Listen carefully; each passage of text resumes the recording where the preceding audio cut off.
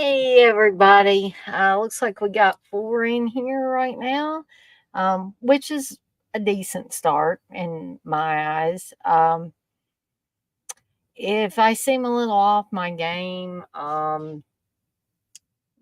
had a mostly good day. It was a busy day, but this evening, I'm not going to vent and, hey, unseen, I'm not going to vent and air all my dirty laundry on here. Um, it was a personal thing and not a work thing. So take from that what you will. So if I seem a little less than, uh, you know, entertaining, I guess would be the best way to say it. That is why. And I'm going to move Steve's computer chair because it doesn't do me one damn bit of good to have these lights when something's going to be blocking it all the time. Oh, you're feeling out of sorts too, Rooster? Yeah, we're in the same boat. You know, those days where you just feel underappreciated. I mean, that's how I started feeling this afternoon, and you can probably guess who or what was doing that because I already said it wasn't work. So, yeah, so I'm gonna, hopefully once I get into this and get into my groove, things will be better. And, one of the great things is tomorrow is Friday. Hey, Blissful. Tomorrow is Friday, which means I get off early. And I worked over a little bit this week. And so I'm going to get off even earlier. So I plan to do an early Friday stream as I have the last few Fridays, and people seem to enjoy it.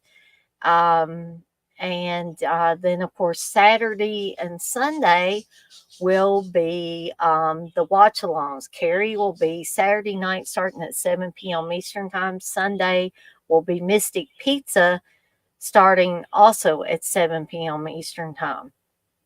And Jay has already told me that he is pretty interested in being on the Carrie watch along.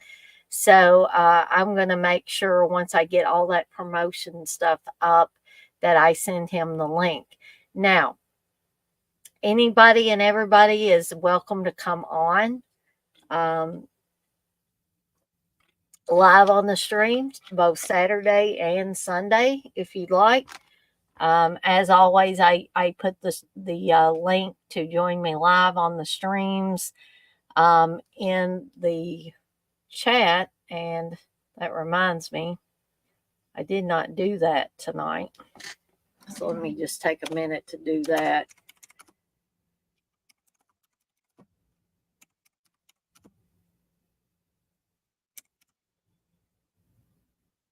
Okay, wait a second. This thing's crazy.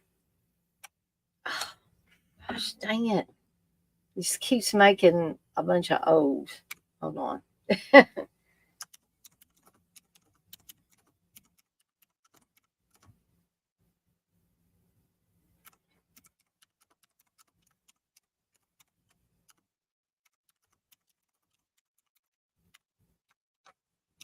Sometimes my keyboard just goes completely wacko.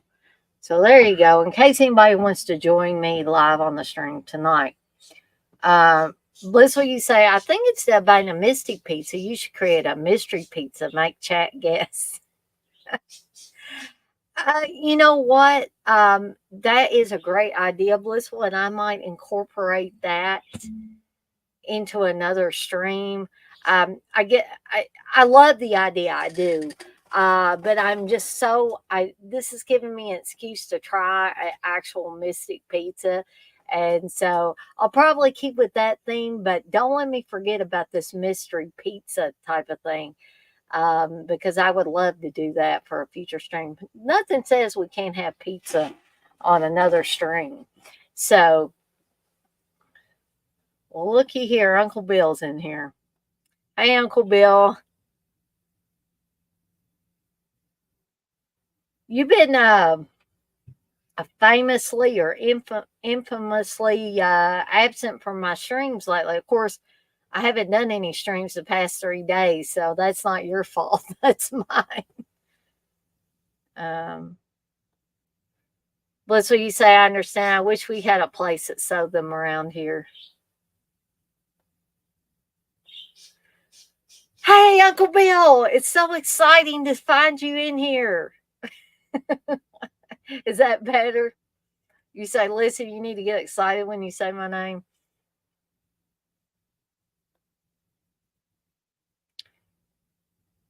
Yeah, well, I know the school started back up and everything. You're busy with kiddos, I'm sure.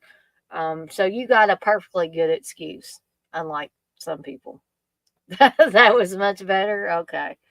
Um, so um, let's see. I'm trying to think if there was anything else upcoming I wanted to bring up.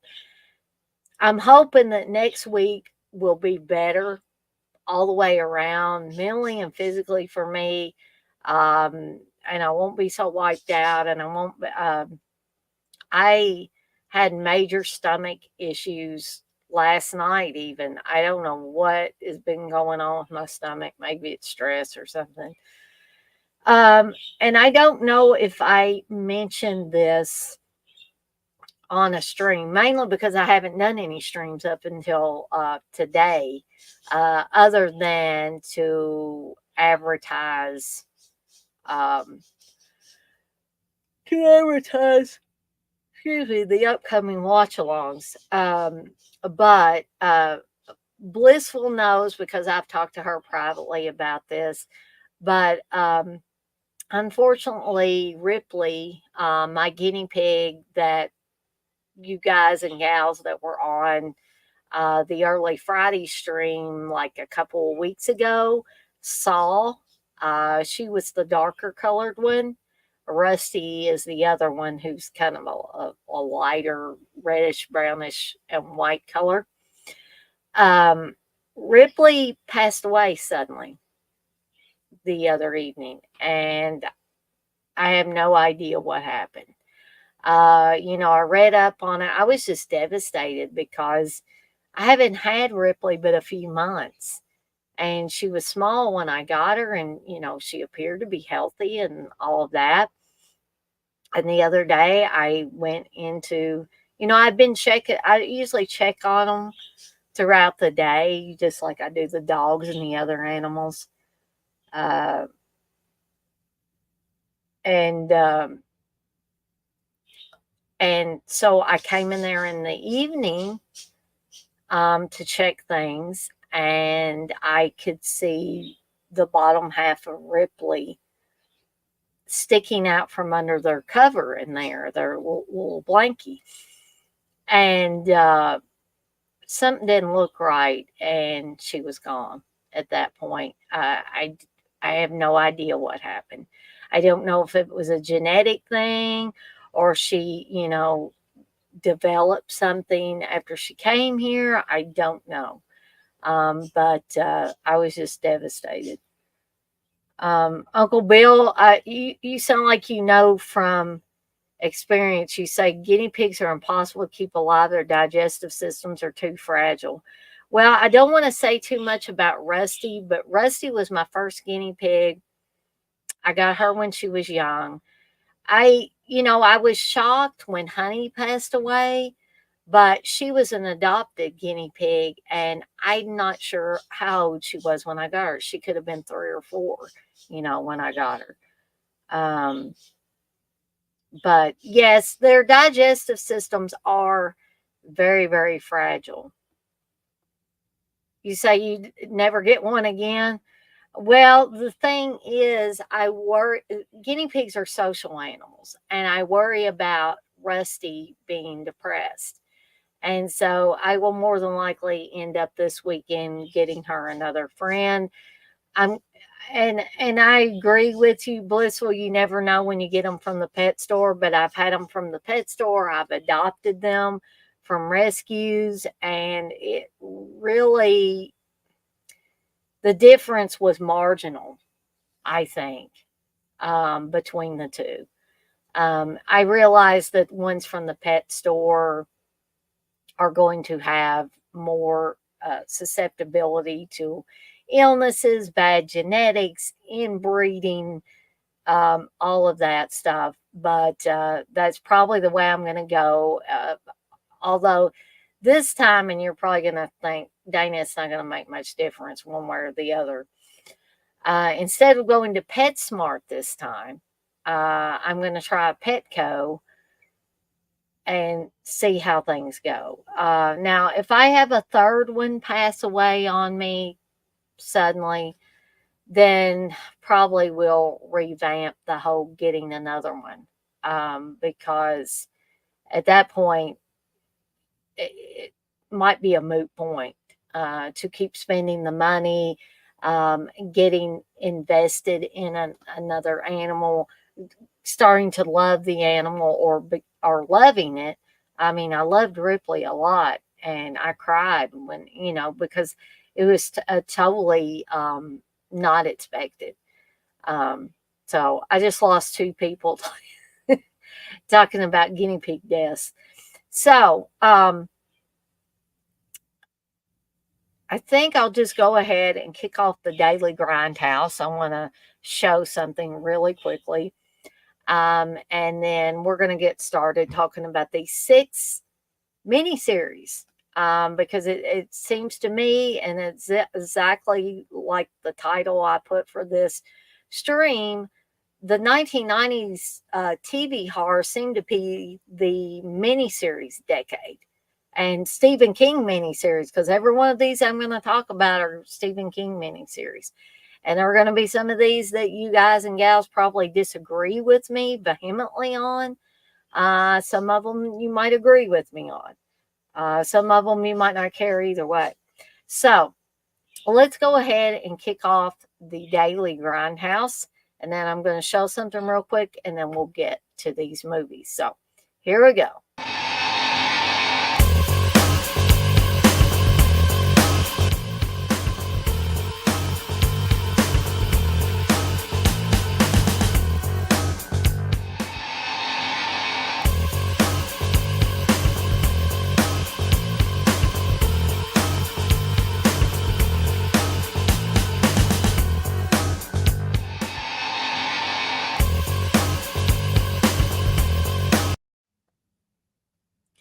All right. Risha, you say you've had a whole tank of tropical fish killed from one fish purchased at Petco. Oh, goodness. Oh, I hope that does not happen. I mean, I don't have fish. I never had luck with fish. I've had many, many fish over the years, and it doesn't matter where I get them. They always end up, something happens.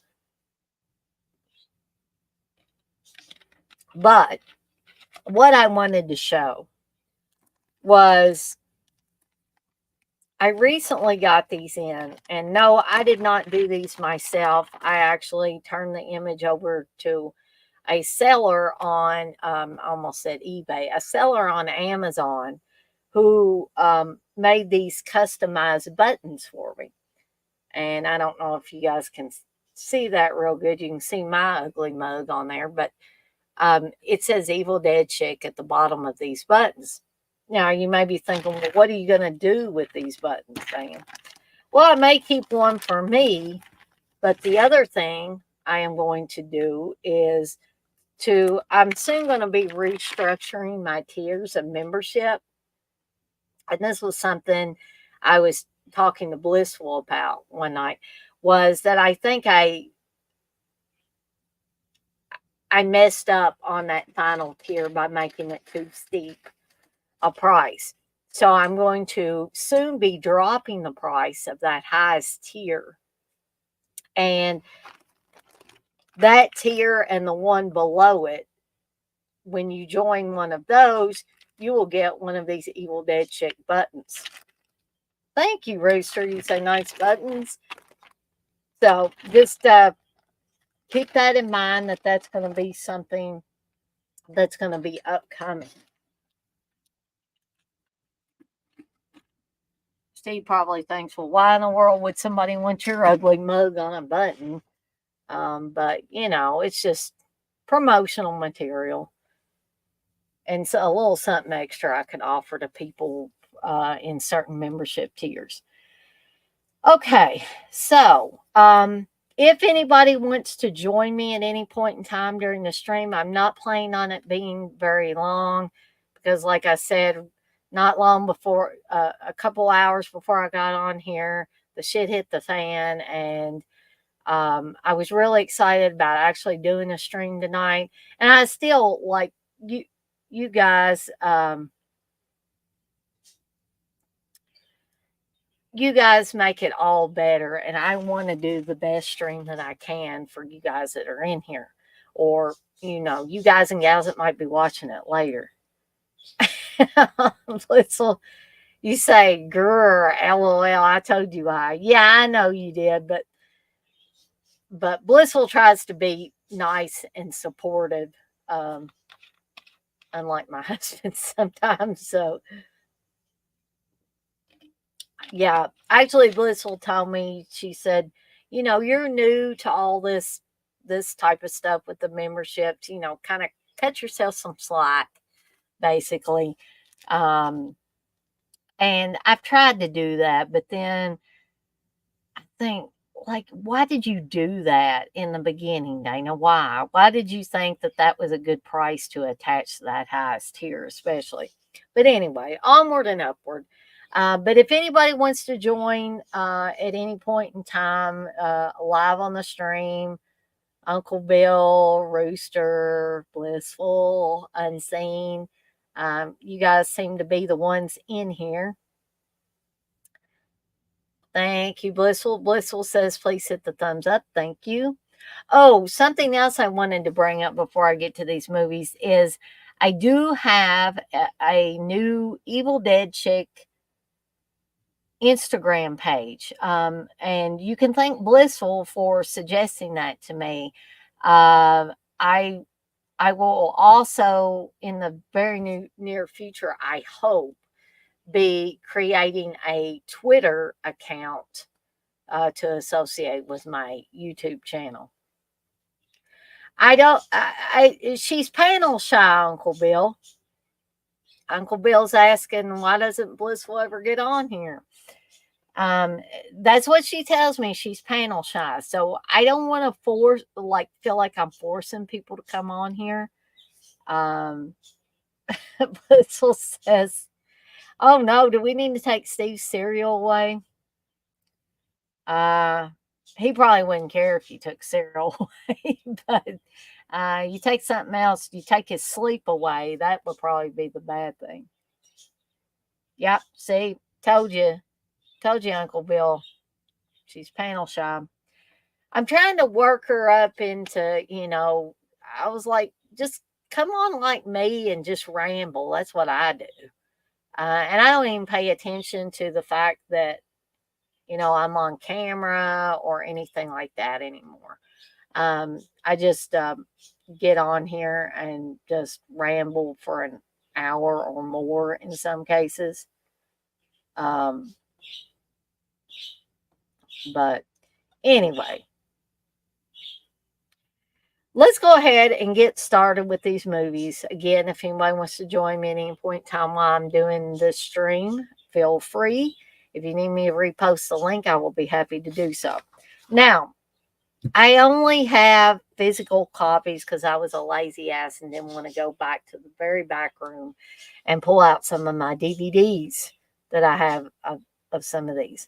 So I only have 2 that I pulled off my Blu-ray shelf. But hopefully maybe I can get pictures to show you guys, like poster art or cover art for um, DVDs and stuff like that. Oh,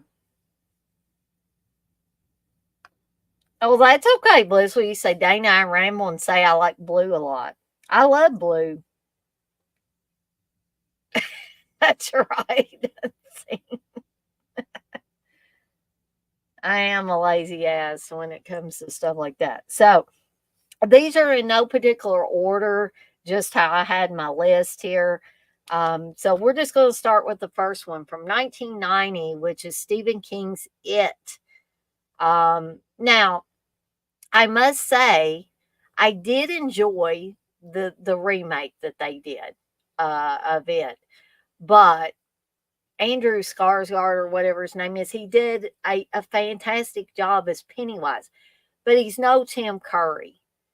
And perhaps if we had never seen Tim Curry as Pennywise, it might have been a different story. But in my opinion, nobody could replace Tim Curry as Pennywise, first off. Also, this miniseries, I think it was pretty much the first Stephen King miniseries. You guys feel free to correct me if I'm wrong, and I will bow to you and say, I'm sorry I was wrong. And so, anyway, this has got an incredible cast. You have Harry Anderson, who sadly is no longer with us. A lot of you will remember Harry Anderson from Night Court. Remember that show? Dennis Christopher, Richard Mazur, Annette O'Toole, Tim Reed, John Ritter, who's also no longer with us, sadly, and Richard Thomas. Olivia Hussey is also on this, playing Bill's wife. And the character of Bill is Richard Thomas's character, and he's the writer of the group. The teleplay was done by Lawrence D. Cohen and Tommy Lee Wallace. This was also directed by Tommy Lee Wallace as well. And I just thought this thing was the best whenever it came out. I remember the advertising and all of that, the promotional stuff that they put out. They really, pulled out all the stops for it. So for any of you out there that don't have a clue what it is, you maybe haven't read the Stephen King book or anything like that, and you might be thinking, well, what's the big deal about this? What's the big deal about the It miniseries? Well, for me, it was the first of its kind, per se, as far as Stephen King was concerned, other than Salem's Lot, which technically Salem's Lot was a miniseries as well. However, I wasn't, old enough to remember that. But I think it was probably the first one that they promoted the hell out of and really made a big deal. Now, for those of you that were old enough to remember the Salem's Lot miniseries back in the 70s, feel free to say, oh, yeah, they promoted the hell out of that one too. But this is the one that I really, really, really remember being a big deal.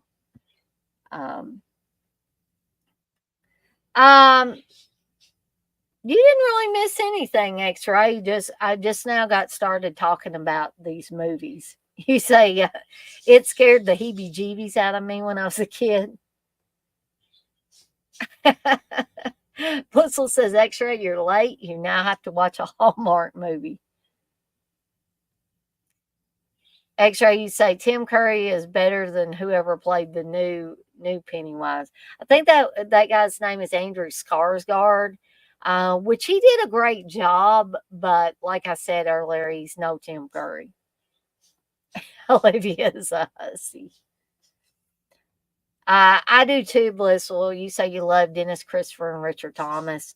Yeah, Richard Thomas is always awesome. Dennis Christopher, I just love Dennis Christopher's style. Even though I'm not a huge fan of Fade to Black, I still like Dennis Christopher in it. Even though Fade to Black, I wanted to like Fade to Black because it had to do with horror movies. It has to do with a guy who's kind of bullied and made fun of, and he kind of gets revenge on his tormentors. and he's really into horror movies, and his mom's not nice to him either, and all that. I mean, it should be the perfect movie for me. Not that my mom wasn't nice to me. I'm just saying, um, when I was, as I, uh, the same way I was talking about Carrie last night when I was doing the promotional material for the watch alongs this weekend. I said that the character of Carrie really resonated with me because I was made fun of and picked on when I was a kid. And so I feel like, anybody that's made fun of or picked on, um, these kind of characters will resonate with them as well, I think. And that's something that can tie in with the It miniseries, because the 7 kids who grow into the adults that comprise, Harry Anderson, Dennis Christopher, Richard Mazur, Annette O'Toole, Tim Reed, John Ritter, and Richard Thomas. Um, the younger versions form a club, and they call themselves the Losers Club, because people make fun of them, because, some of the families, like Beverly's family, it's just her and her father is mean and abusive, and he drinks and all that, but they're also poor. And Beverly's father is the janitor at their school. And, people make fun of her because she doesn't wear, stylish clothes and all that stuff at school. And, for a lot of us regular guys and gals, we know what that feels like. Bill stutters. Um, and, each one of the kids has something that kind of sets them apart from everybody else, other than this core group of 7 kids that they call themselves the Losers Club. They're also picked on or bullied, really, uh, by Henry, and an older guy that probably looks like he's flunked about 3 times, and you wonder why he is even in their class, and perhaps that was the case, that he had flunked a bunch of times. I can't remember. It's been so long since I read the book that I can't remember if they talked about Henry in that way. Uh, so the movie starts out with um, Tim Reed's character. He is the town librarian, and um, his character's name is Mike Hanlon. And there have been these child murders going on in Derry, which is a little town in Maine. And so we see a little girl, it's thundering and it's kind of raining, and the mother calls out to the little girl who's on her tricycle and says, "Lori Ann, you might want to come in." And she's doing the itsy bitsy spider thing, riding her tricycle, and Pennywise shows up, and she sees a flash of the clown smiling at her. And of course, she loves clowns. She's not scared of them.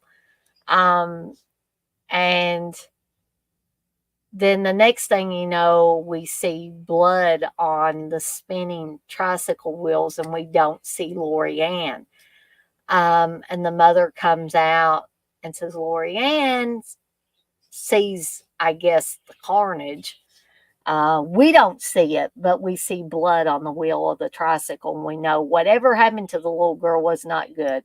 And the mother screams. And so then we're introduced to Mike, the adult Mike. And he, is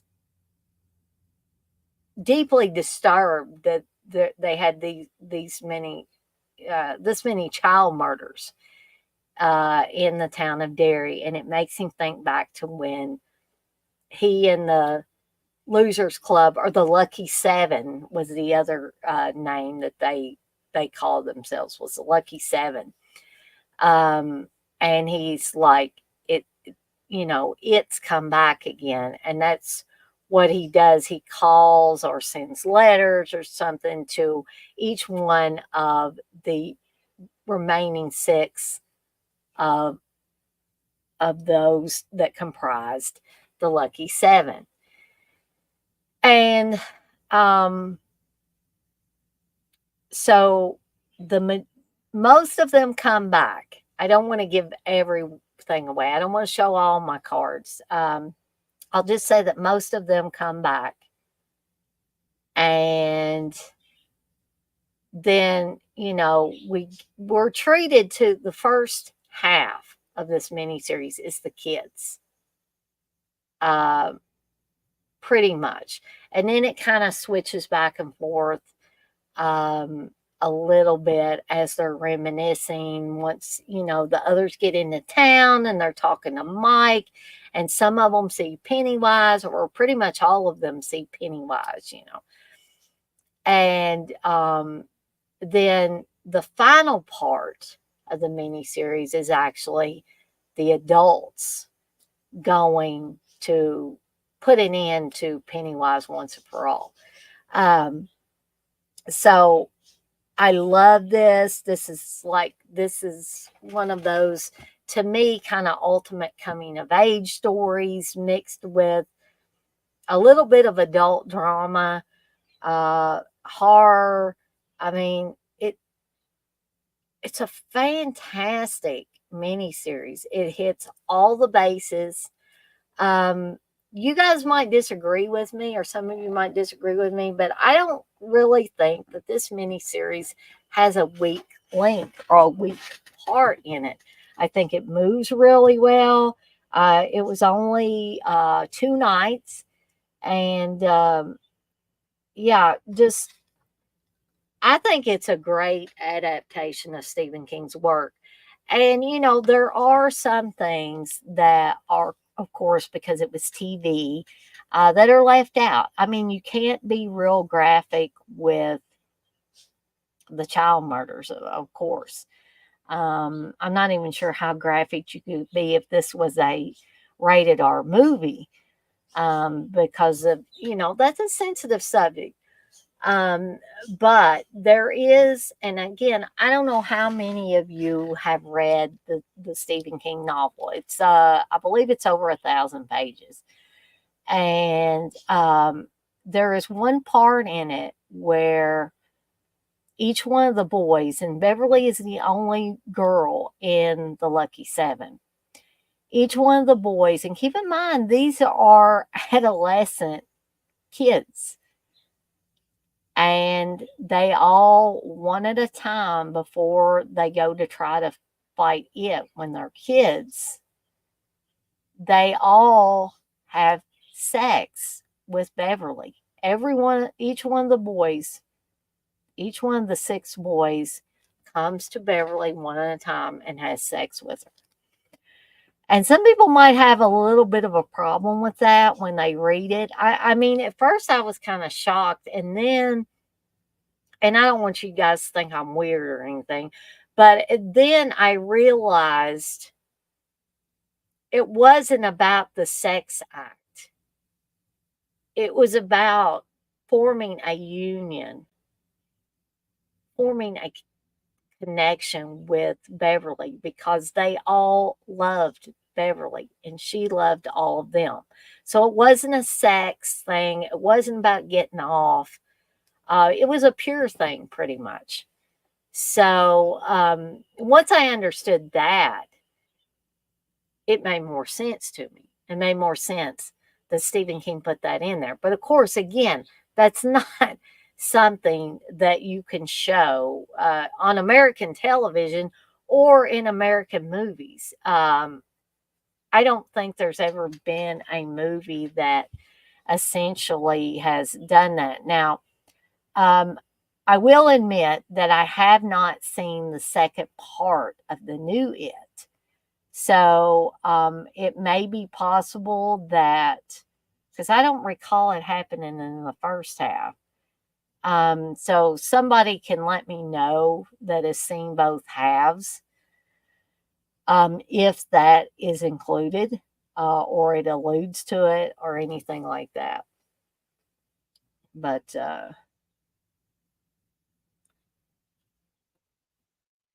X-Ray, you say, never read the book, heard it's implied Pennywise is an alien. Yeah, kind of, from what I remember.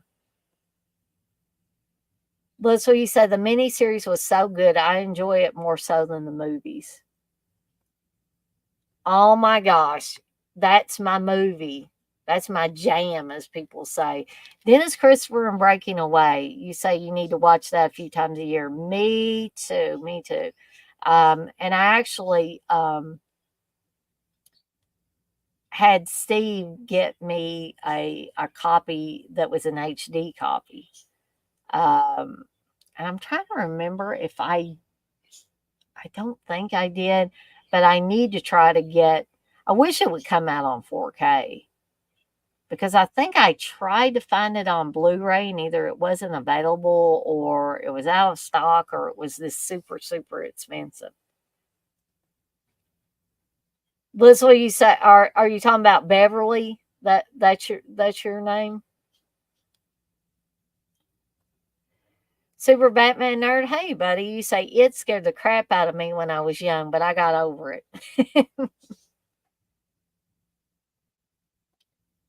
And so, Super Batman nerd can confirm, yes, Pennywise is an alien from space. There's also a turtle from space.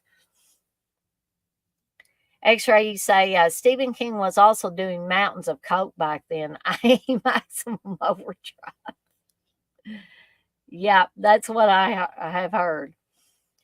Super Batman nerd, you say there's tons of sexual stuff in the book, especially with Henry Bowers and Mike Hofstetter. Yes, that too.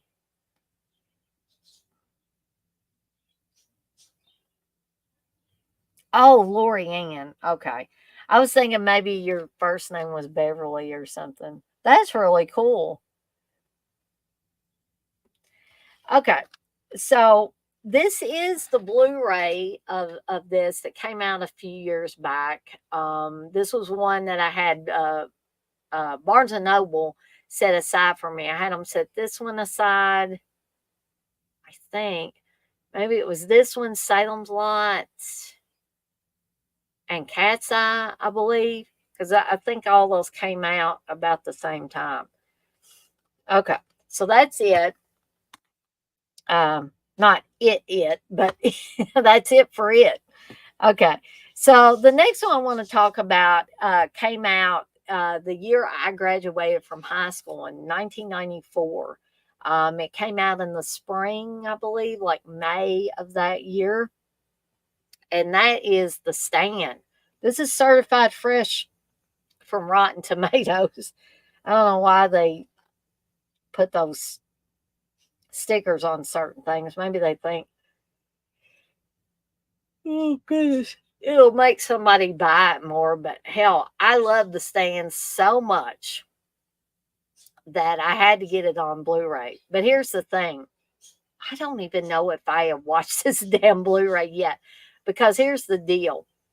I was a little freaked out because at the point in time that I purchased this on Blu-ray, guess what?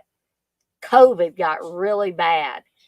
And my imagination started running wild during that time.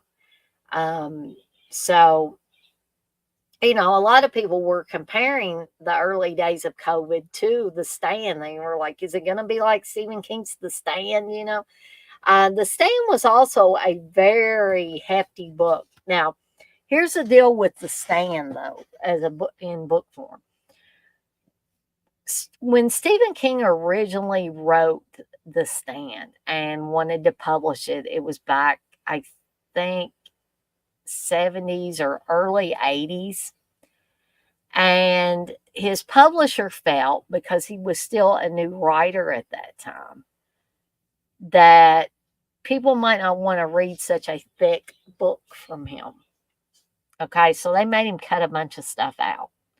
Okay, fast forward to the early 90s, and Stephen King's really, really famous by this point in time.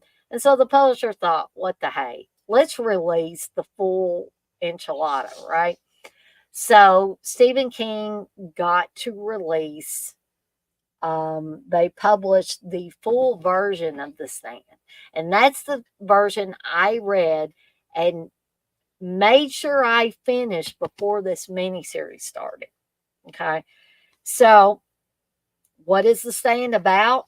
If you haven't already guessed about me talking about COVID in this, it's about a virus that they call Captain Trips, that escapes from a military facility, an army base, or whatever you want to call it, where they have been basically experimenting with germ warfare to, use on other countries. Well, it gets out. Somebody made a boo boo. It gets out, and we mainly see how it affects the United States. But we can guess that it more than likely is spread outside of the United States and went to other countries as well. But the movie and the book primarily focus on the United States. Leslie said, "Oh, such a good miniseries." It is a fantastic miniseries. Hey Wes, you said, "Where the hell you been, Dana?" I I've been around, but not doing streams. But I really wanted to do a stream tonight, and I'm gonna do an early Friday stream tomorrow after I get off from work, which I should be able to get off pretty early, because I've worked some overtime this week. Wes Blissful is calling you trouble, buddy. So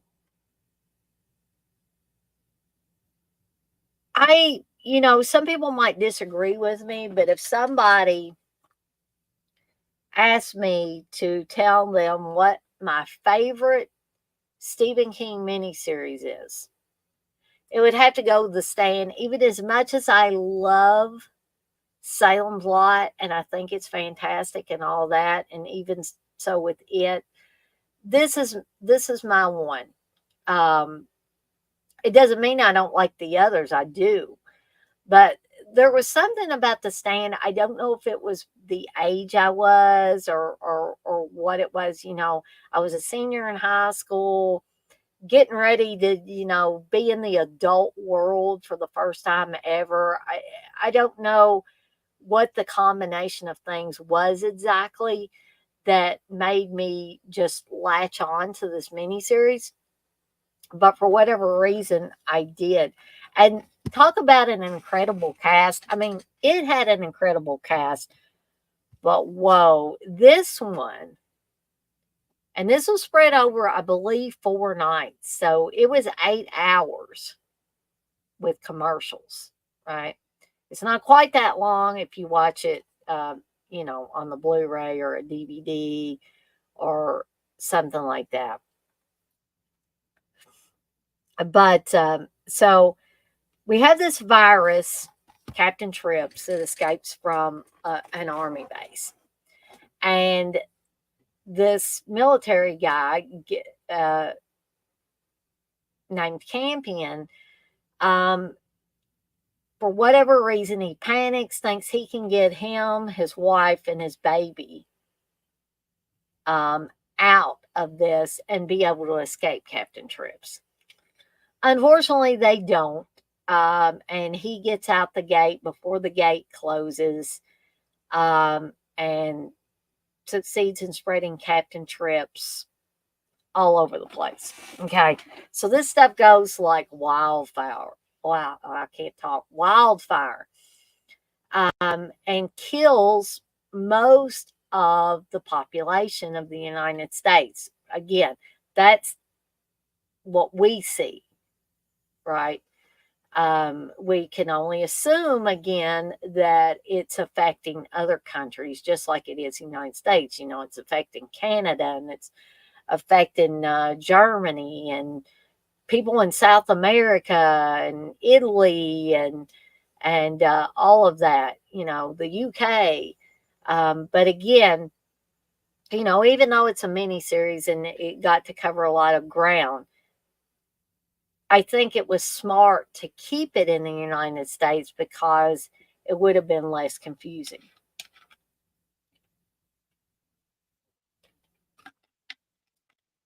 Uh, Super Batman Nerd, you say, I only remember the opening with Don't Fear the Reaper, if I believe. Yeah, that is a great opening because you have Don't Fear the Reaper playing, which is an amazing song. I love that song by Blue Oyster Cult. But as the song is playing, and even when it starts up, the camera is panning over these dead bodies in various degrees of severity, I guess, because the people that were closest to the virus when it escaped, of course, they died really fast. And then as it went through the lab and went through all these buildings, it was a little bit slower death. But you could see these bodies, their faces racked with pain. The necks were swelling. I mean, we see that a little bit later as well. Um, Once it gets out and like spreads to the different states and stuff, it doesn't kill quite as fast. And a lot of people think they've got a cold or the flu or something like that. But sadly, eventually they die. So then we're left with the survivors. For whatever reason, they did not get sick. They have some sort of immunity. And like I was saying, the cast is amazing in this. So we have Gary Sinise, Molly Ringwald, Jamie Sheridan, Laura San Giacomo, Ruby Dee, Ossie Davis, Miguel Ferrer, who sadly is no longer with us, Corin Nemec, Matt Frewer, Adam Stork, Ray Walston, and Ray Walston sadly no longer with us as well, and Rob Lowe. Plus, the entire miniseries is sprinkled with familiar faces. You have Kareem Abdul-Jabbar in this. You have Sam Raimi. Um, Probably if I thought about it, I could think of Stephen King is in there as one of the survivors. So it's just an amazing story, an amazing cast. Um, and Wes, you said, do you think Mick Garris is a master of horror? I don't think Mick Garris is a master of horror per se, but he did a fantastic job with this. There's no denying that, in my eyes. This is probably the best thing that Mick Garris ever did. I'm not saying everything he's done is terrible, but this has got to be the top film that he's, in my opinion, that he's ever done. But I just think that it took everything from the book that made the book great and put it into these 4 2-hour time slots. I'm sure, some people would have liked to have had more. Some people might have liked to have less. Oh, Joe Bob Briggs is in here playing a cop as well. I didn't want to forget to say that. So that's right, Blissful. Also, Rob Lowe's here. X-Ray, you say Mick Garris is a dark dreamer. But I could go on and on about this particular mini series, just because it's so fantastic. But I won't do that because, we have 4 more of these to talk about for one thing. Um, and if you haven't seen this, oh my gosh, please try to find a for free version if you don't own it. I'm not telling you to go out and buy the Blu-ray or the DVD even. But try to find a for free version of this. I'm so sorry. I remember when it first came out, of course, that was in the days of the VCRs and stuff. And I recorded every damn night of this thing. And also, we were in front of the TV every night, except my mom. For whatever reason, mom didn't much care for this, but me and my dad and my brother, we were there every one of those 4 nights, and we watched it till the very end. And we were just glued to the TV during this. I don't even think there was much talking going on when we were watching this. And my brother, I believe, was sick with stomach flu for maybe 1 or 2 nights. And mom brought a mattress in the living room, and he lay there with his blanket and he watched it. He didn't sleep during it or anything like that. He really, really liked it. I really, really liked it. My dad really, really liked it. And I think my mom would have if she had given it a chance. But for whatever reason, it didn't seem to be her cup of tea. But I don't know how many of you in here have seen this. I'm seeing some of you, talking like I can guess that you have watched it. But even if it's, you've seen it, but it's been a while, man, if you own it, pull this sucker back out and watch it, or try to find oh good. I swear I keep yawning. I told y'all I was wiped out this week, but um, yeah, just whatever way that you can. I'm not telling you to go spend a bunch of money on it. I believe this was probably $22 or something like that when I got it on Blu-ray. But again, I'm not telling you to go out and buy it. I'm just saying find a ways and means to watch it, especially if you've never seen it. I don't think that you can go wrong with The Stand.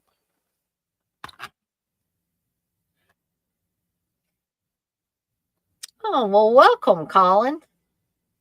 You say definitely watched it back in the day when it aired. Me too. Ah, there you go, Super Batman Nerd. Promote the local libraries. That is an excellent idea. I used to work for library systems, so I'm a big promoter of libraries. So you checked it out from your local library. Oh, yeah, Trash Can Man Rooster. Yes, that was a great character. Oh, there you go. Wes has an extra copy on DVD sealed if somebody wants to buy it from me. So Wes, you might want to say about how much you want for it.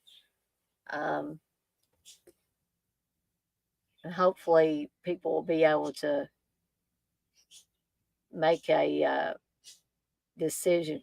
Are you thinking that I need some juice, Wes? No, I don't think it's that. I think I'm just tired. If I keep doing it, I'll go get something, but I think I'm okay for right now. Okay, so the third one, and I'm probably going to share my screen with you guys um, for this one.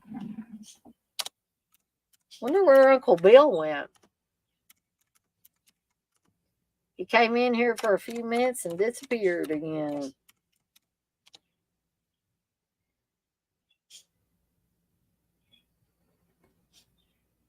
All right. So, now that's not what I wanted to do there. All right. So, I'm going to share my screen with you guys and gals.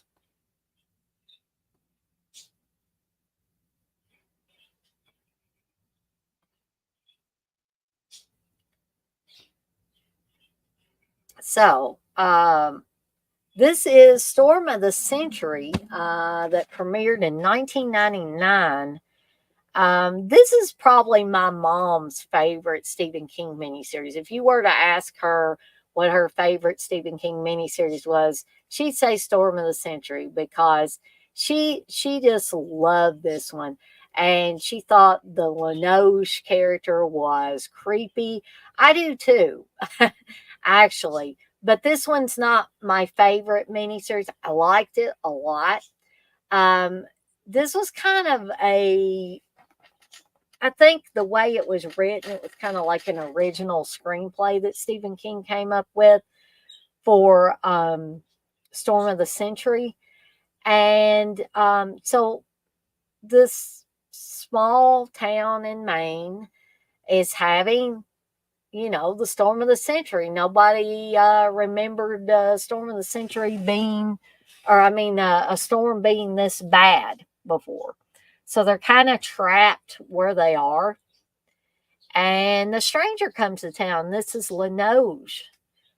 And all I can say is you will never look at the song I'm a Little Teapot the same way ever, ever, ever again. Because when you hear either Linoge singing I'm a little teapot, short and stout, here is my handle, here is my spout, and you know how it all goes. I'm not in here to sing for you guys. You don't want me to sing, but anytime he starts to sing the I'm a Little Teapot song, or someone else starts to sing it, you know that something bad is going to happen. And how do you know? Because they don't waste any time in this miniseries letting you know that Linoge, number one, Linoge is a bad character. He's an evil, evil man. And he only wants to do bad things, or kind of hypnotize or possess other people to do bad things. So, um, that is the main crux of that story, Storm of the Century. And again, I don't know how many of you guys and gals have seen Storm of the Century. I was kind of looking to see if anybody was putting anything in the chat about Storm of the Century. I am going to stop sharing my screen there. And also, I think I am going to get me a little bit of juice because I keep feeling more and more tired. So maybe if that's what Wes was getting at, maybe he was headed in the right direction. So bear with me. I will be right back.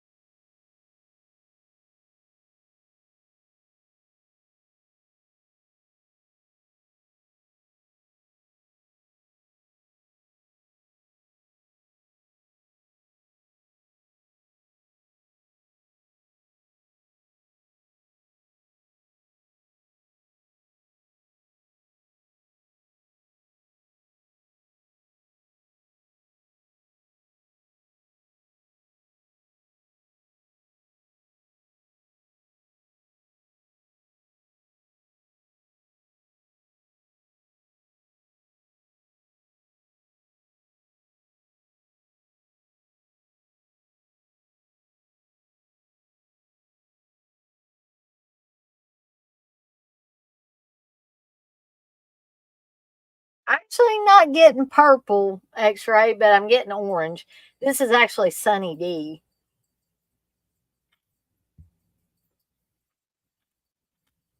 But gosh, I lost like 3 people when I went away. I was afraid that would happen. People come in here, hey, there's nothing going on. Um, I'm getting the hell out of here. That's probably what they think. Um, so Storm of the Century, I mean, that again is the main story. And again, I don't know how many of you guys and gals have seen Storm of the Century. I hope at least some of you have.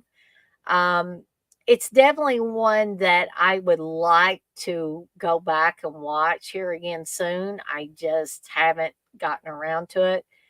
Um, nah, I don't even think Steve likes Sunny D X-Ray, actually. He doesn't like juice, period. I don't think.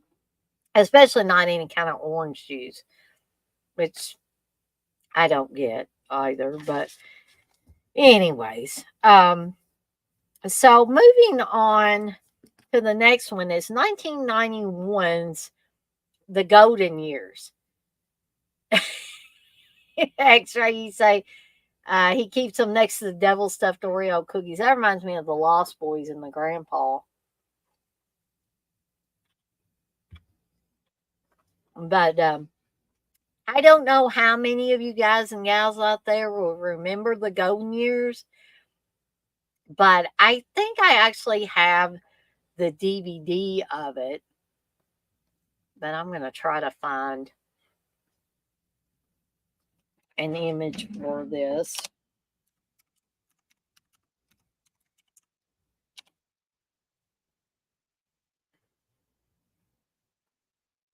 There we go. Dang flies.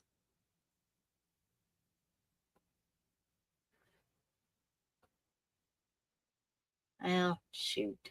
That's not what I wanted to do. Put image in new tab. All right. So I'm going to share my screen with you guys and gals again.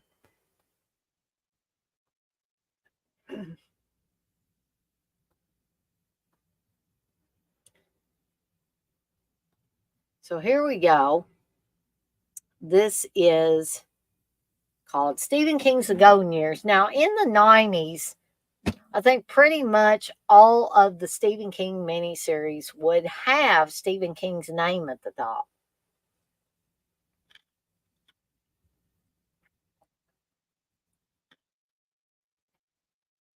Actually, you say, I want to watch Stephen King's Golden Girls.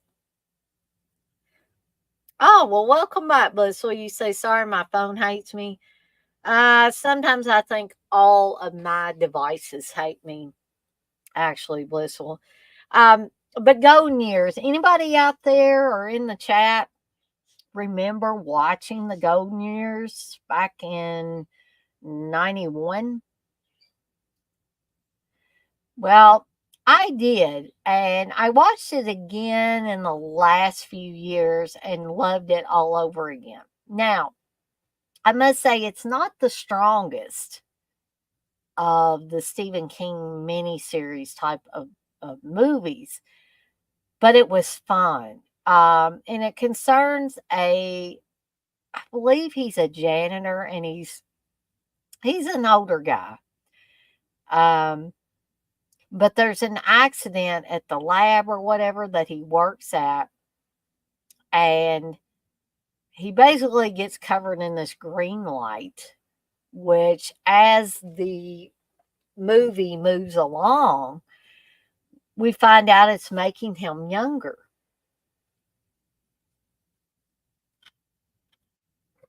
Leslie, you say you think you watched it. So it ends up, when the powers that be find out about this, what do they want to do? They want to capture this guy. Their minds are blazing. They're thinking they can use this guy as a weapon, some kind of bio weapon or something. It's kind of like I don't think the people that are after this guy are called the shop.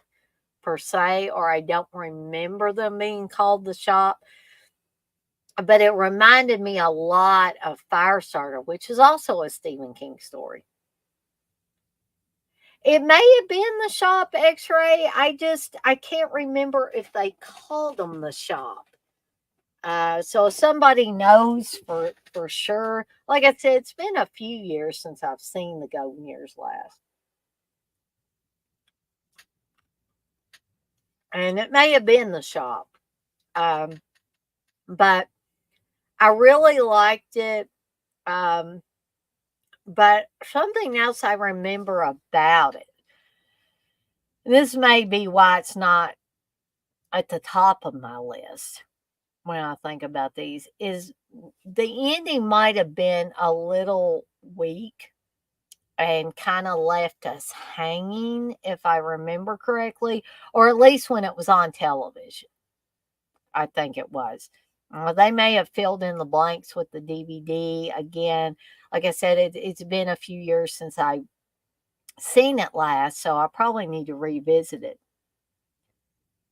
X-Ray, you say the shops should always be King's go-to evil government organization. Yeah, like that is something that Stephen King created. And Stephen King does not appear to be the type of person that trusts government, you know.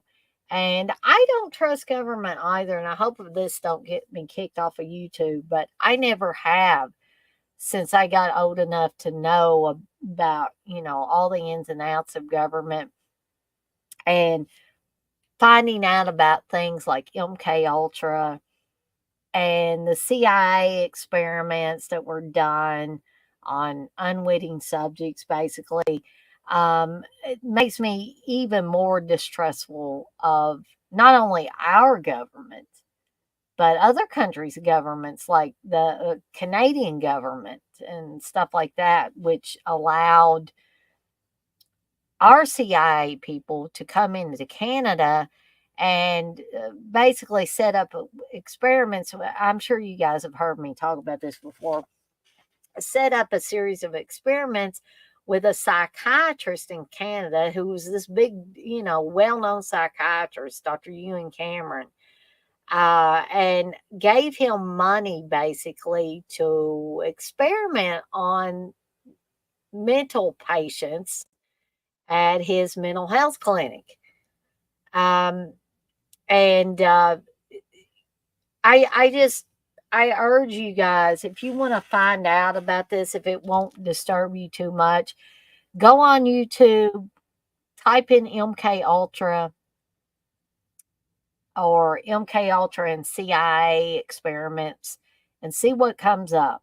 And if you haven't heard about all this stuff, uh, trust me, it will shock the hell out of you. And it's, take note, it is disturbing. I ain't gonna lie. This is stuff that happened to real people. This is not made up for a movie or anything like that. And you guys and gals have probably also heard me talk about the sleep room, which was something that Dr. Cameron basically created. And he would put these patients in the sleep room. He would either put them in an insulin coma, fill them full of LSD or whatever, where they were just basically incapacitated. And then he would put headphones on them and it would play loop tapes of something over and over and over. He also did things called psychic driving. Essentially, he ended up wiping. Now, some of you guys and gals might say, that's not possible to do this. But he basically ended up wiping people's brains to where you had adults who were like children, who were like babies. They didn't know their family members. They forgot how to go to the bathroom by themselves. Uh, some of them may have had to learn to feed themselves again and all of that. It's very horrifying and very disturbing. Um,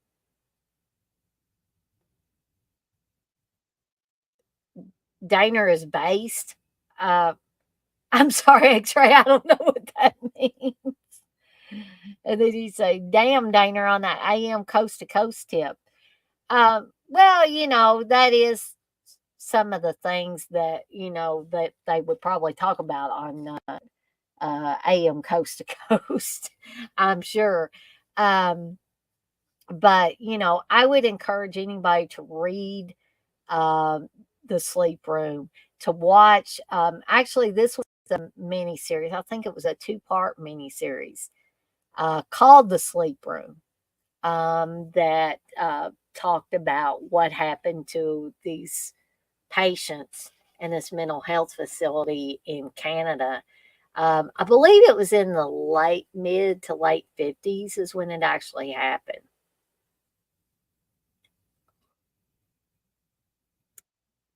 Hey, 1980s Betamax. You say you remember a 1982 movie, Richard Pryor, Margot Kidder, and Richard Pryor, and it's some kind of hero.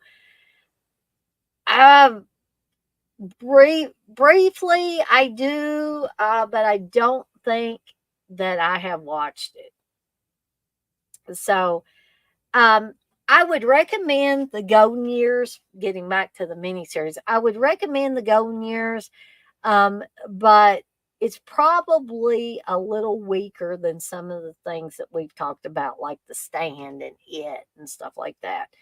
Not a bad miniseries, not a horrible miniseries, just a little weaker than some of the others. So, some of you guys and gals are probably going to moan and groan now when I get to this one. But, guys, I like this one. I like Kubrick's version. You know what I'm going to say now. I love Kubrick's version. I like what he did with the story. However, the Shining miniseries is, in my opinion, a companion piece to Kubrick's The Shining, because you can get the best of both worlds with both of those movies.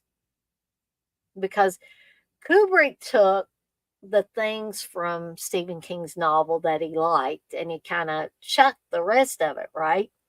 And kind of made it his version of The Shining, okay? And I love it. As a horror film, it's great.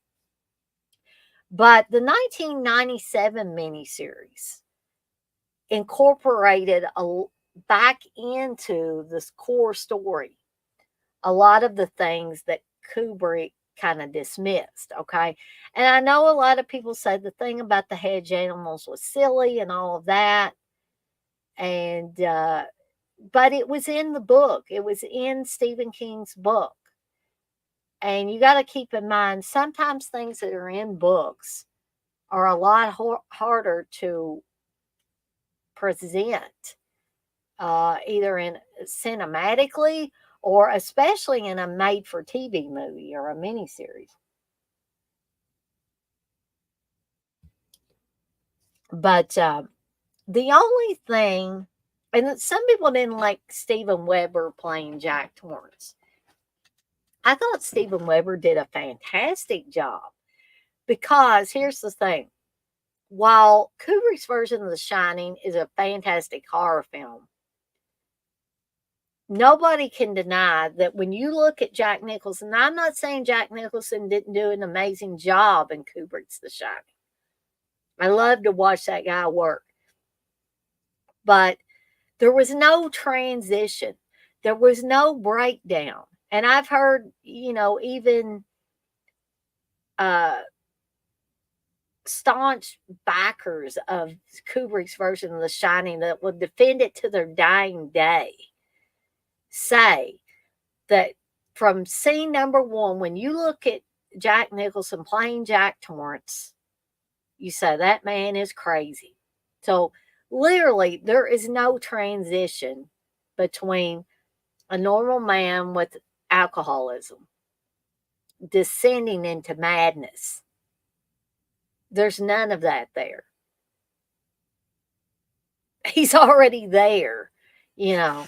So when Steven Weber played Jack Torrance in the miniseries version of The Shining, there was a progression, in my opinion, between a damaged man and his descent into madness. And I just thought, I think it's so incredible that now we can see Kubrick's version of The Shining. We can see that miniseries version of The Shining that incorporates so much more of Stephen King's book into it. Okay. I've heard also that a lot of people don't like Rebecca De Mornay's portrayal of Wendy in the miniseries version. Okay. Here's the thing some people forget. Number one, I think Rebecca De Mornay is an amazing actress. I've seen her in several different films, and not just Risky Business. Okay, so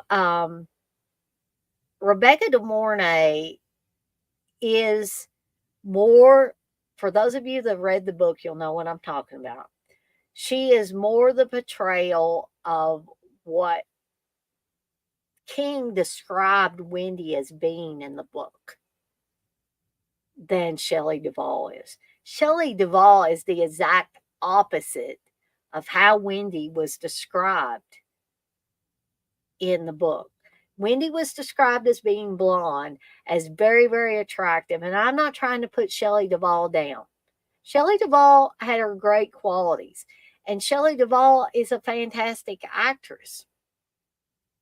But if we're going to get down to brass tacks here and talk about how Wendy was portrayed in the book, which Kubrick didn't really care. He could have cared, give a rat's ass about King's book, really, when it all come down to it. But if somebody wanted to give a more accurate portrayal of the characters in the book, then I think the miniseries did it. Now, with the one exception, that kid that they had to play Danny, no.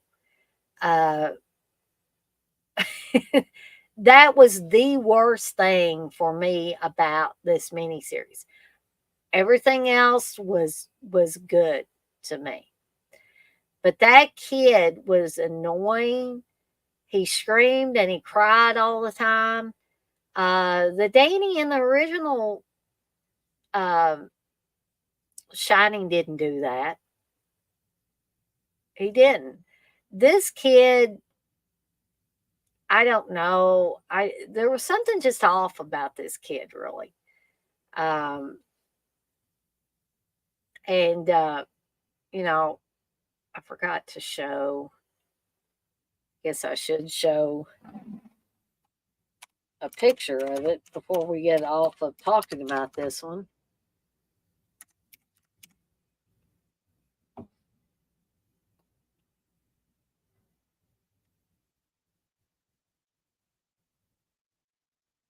Let's see here.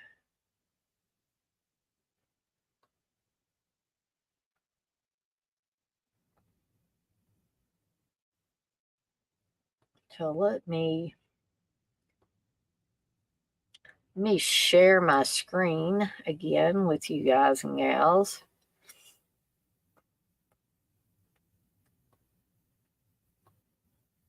So here's like the cover art, poster art, whatever you want to call it. And you see that crazy kid there. And you also see Steven Weber there playing Jack Torrance. And I don't know, Steven Weber really worked for me in this. And, I've heard bad things about him, Rebecca De Mornay. I don't know. I just feel like people should give this one a second chance. Now, the kid was awful. The kid was awful playing Danny. I ain't going to lie to you on that. He was. And annoyed the hell out of me when I was watching it. But the rest of it is nearly perfect to me as far as following Stephen King's book, I will say. But anyway, let me stop sharing that for now. Uh,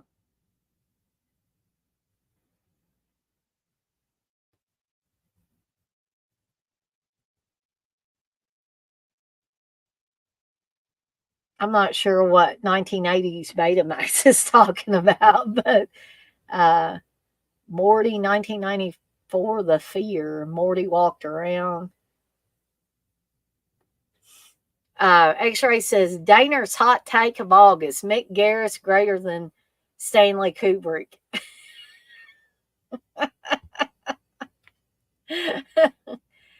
Well, I'm not necessarily saying that, X-Ray. I'm just saying this version of The Shining followed Stephen King's book better. Not necessarily saying that Mick Garris is better than Stanley Kubrick. And if Wes is still in here, he'll probably make a point to tell me that miniseries sucks, Dana. X-Ray says Rebecca DeHornay. Well, to some guys out there, I would imagine so. Hey, Russell. Well, thank you. You say, hey, Dana, love the hat and shirt. Hey, chap.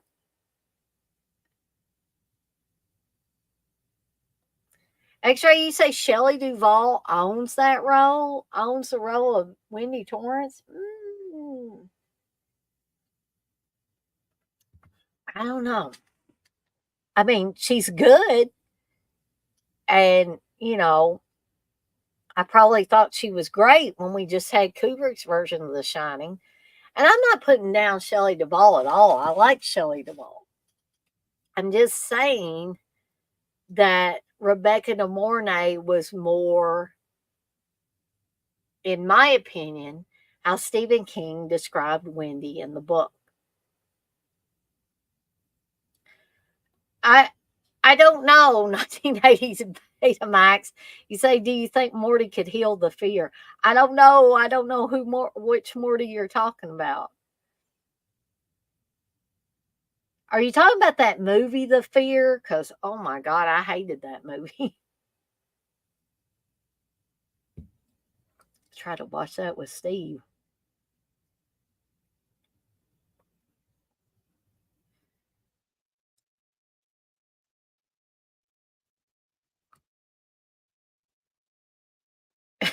Actually, you say 1980s Betamax is babbling nonsensical horseshit. You need better mods on your chat, Stainer. Um, well, I mean, I've got several people being moderators, but I don't mind him being in here talking about that stuff. I think he's talking about that horror movie, The Fear, because he's talking about something about the wooden man, and there's a thing in that. Um, but no, I'm not going to kick him out, and I wouldn't want any of my other moderators to kick him out because of that. Now, if he got in here and got abusive, then yeah.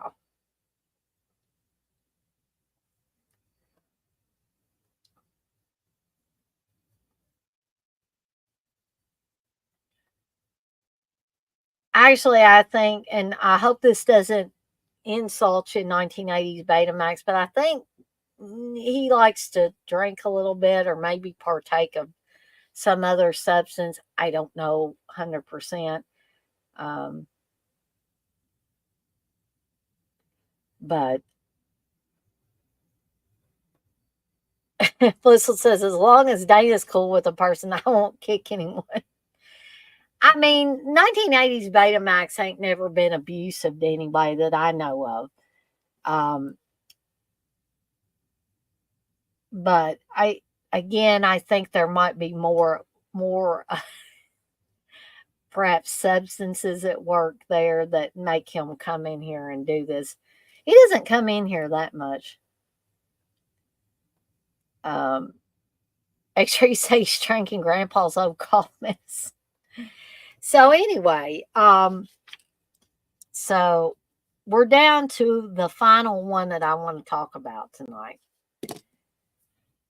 And that is the Tommyknockers from 1993. And I've also heard people talk about the Tommyknockers as one that they do not like.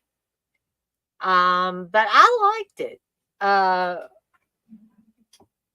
Marge Helgenberger is in it. I'm going to try to bring up a picture for you guys.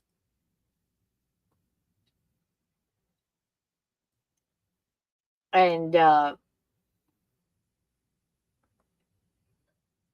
this is a movie about aliens. We were talking about it, Pennywise being an alien. Well, there's no doubt that the Tommyknockers has to do with aliens. Oops. Hold on 1 second. Let's share my screen again here.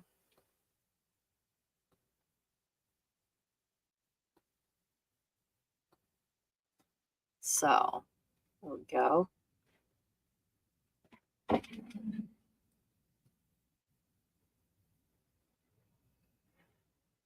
Somebody else, that's okay, 1980s Betamax. You don't have to, you don't have to apologize. Russell says he's smoking Mother Nature's medicine.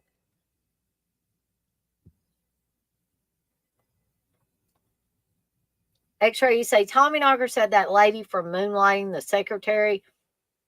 Whatever happened to her? I'm trying to remember which one that was. That wasn't Marge Helgenberger, was it?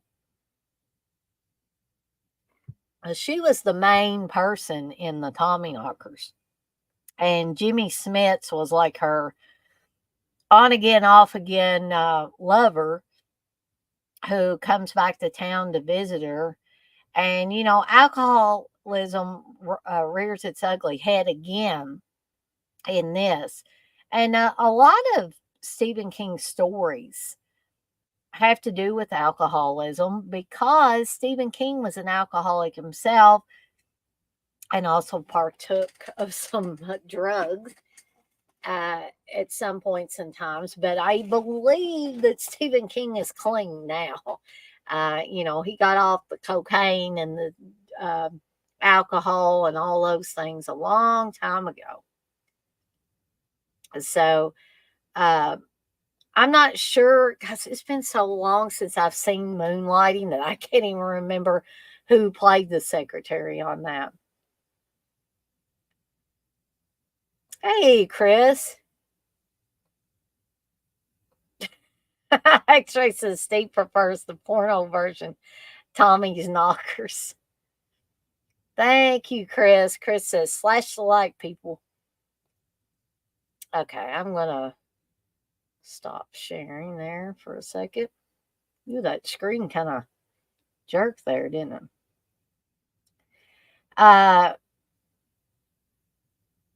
1980s Betamax, you say Jimmy Smits and Star Wars movies, too good goodness.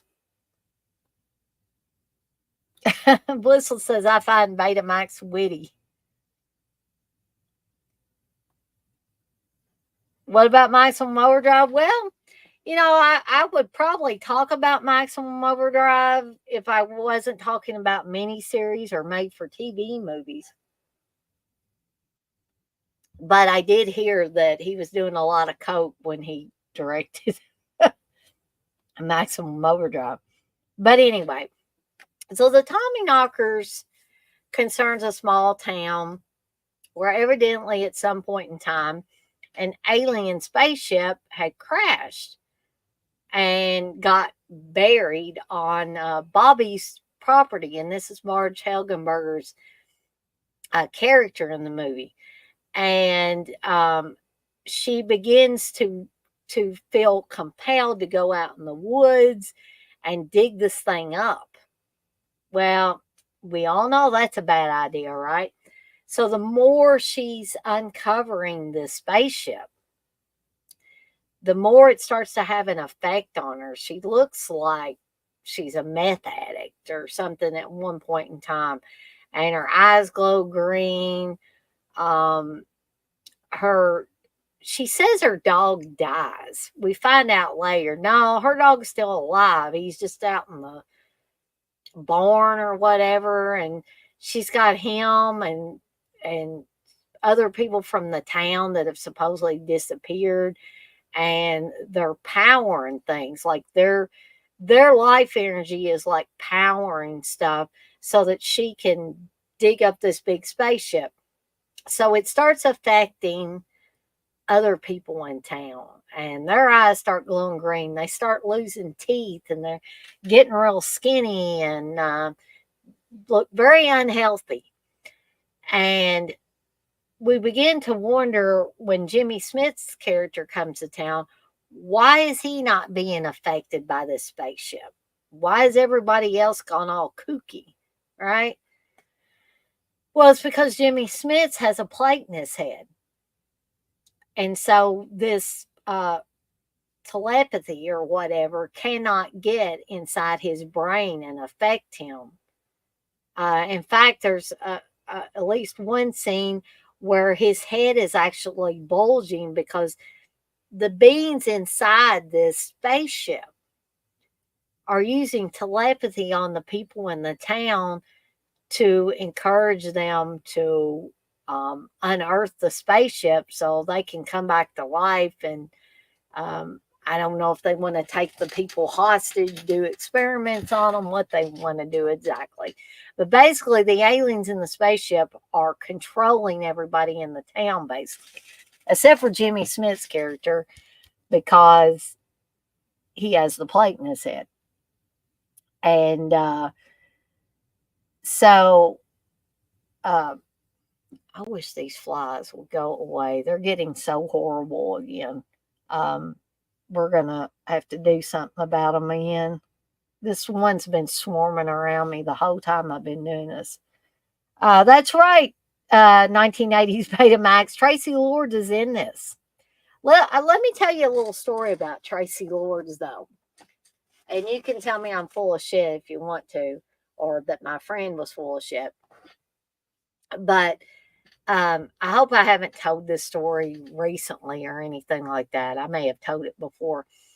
But way back when I was working for the library system in my little bitty small hometown, I worked with a girl, Tammy, who told me once or maybe twice that Tracy Lords was somebody that was like on down the line in her family. And that Tracy Lords had been to some family get together she had had. And I was like, wow, I'm not a big fan of Tracy Lords. I'm not interested in watching her porn or anything like that, but I just thought that was interesting.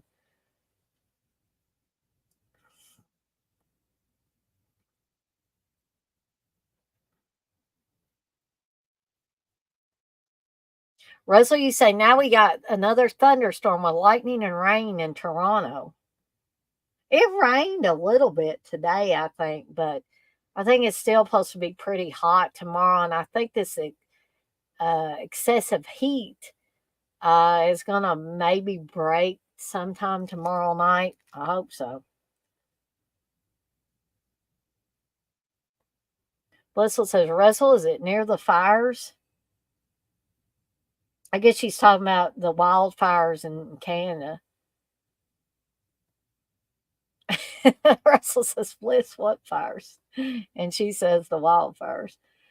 X-Ray, you say, sounds like Lovecraft's Color Out of Space. 1980s Betamax, you say, I sure do love that movie, Village of the Damned. I like that movie too. Yep, Russell, Tracy did her first adult film at 17. She was definitely underage. X-Ray, you say you think Mexicans are immune to alien radiation?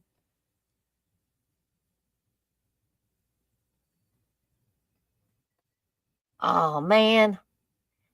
Blissel says, Russell, the day where I live, it was chilly and humid. Very odd weather this summer. So it was chilly and humid. That is weird.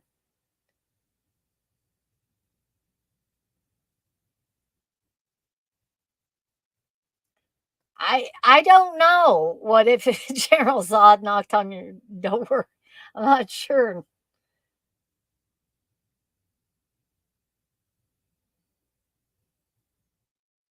Okay.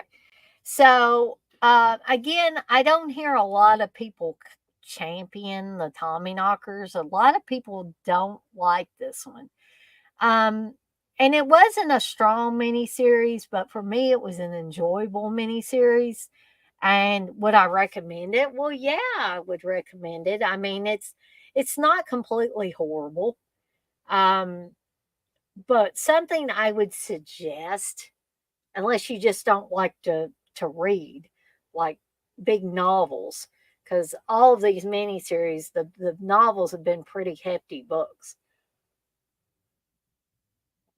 But if you do like to read books, then I would suggest, especially if you've never seen some of these, my voice is starting to go, some of these that I've been talking about tonight, I would say to read the book and then watch the miniseries. Blissful, you say you did like that miniseries?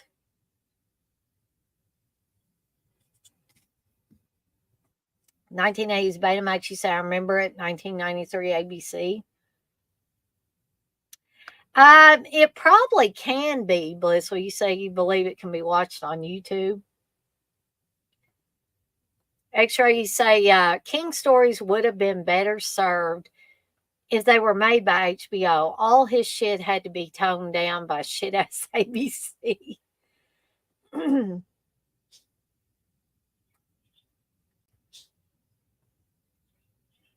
So anyway, I think let's fly. I don't want to slap my hands because Wes will record me or something like that. And next thing you know, I'll be ending up on the intro to the next Dead Pit stream or video. Um, but I really want to do that because I'm tired of this thing swarming around me. Uh, so, Russell, what you said, which mini series?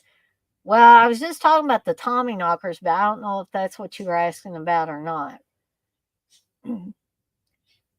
So they're gonna make a new Langoliers movie? I must have missed that 1980s Betamax. Now, the Langoliers miniseries that I remember watching, it was fun, but it wasn't really strong, in my opinion. But anyway, that I think I've talked about. I've been on here a little over an hour and a half total. So again, I don't like to have these podcasts, the Seductive Poison, the Resurgence, be that long. So I'm probably going to get off here in the next few minutes because I am finished talking about the movies tonight. But in let's see, I'll probably try to stay on here two or three more minutes or so. So if anybody wants to bring anything up, any suggestions, complaints, whatever, I will be glad to try to answer those if you want to ask anything. Actually, you say my favorite part of the Langoliers was when Balky from Perfect Strangers is eaten by the shitty CGI monsters. Yeah, that like I did not like that character for Bronson Pinchot. I really didn't. I mean, he played it good. I just hated to see him play that character.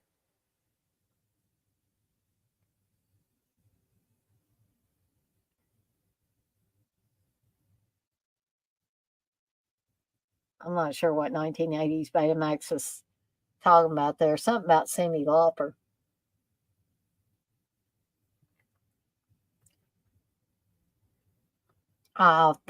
Thank you, Blissful. You say please go to Instagram and join the Evil Dead Chick page. Yeah, actually,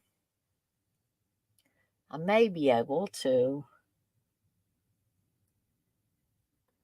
put the link.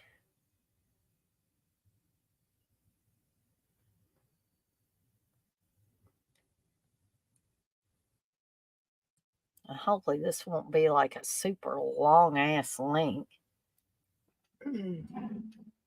It's on my Deadites on Deck Facebook page. I hate to put these long ass links in there, but hopefully you guys can click on that and get to the right place. I don't really have anything on there except a profile picture, but I'm going to try to start promoting things on the Instagram page as well.